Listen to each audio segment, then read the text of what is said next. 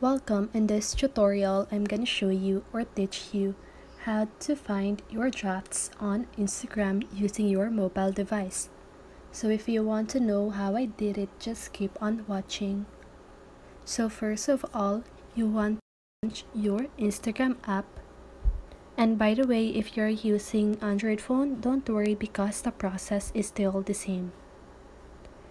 So first of all, if you are finding your drafts for your Instagram story, I want you to do is to swipe your finger from left to right, okay? And now you want to click on the album button or option at the lower left corner of your screen. And now you can see the draft section here, okay?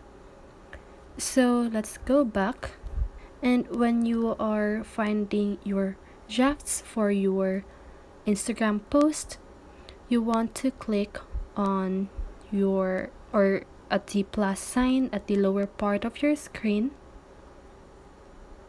and now you can see the drafts option right beside the recents option. So there you have it.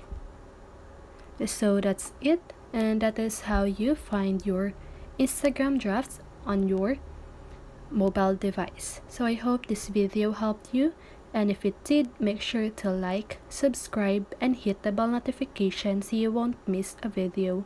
See you on the next one, and have a great day.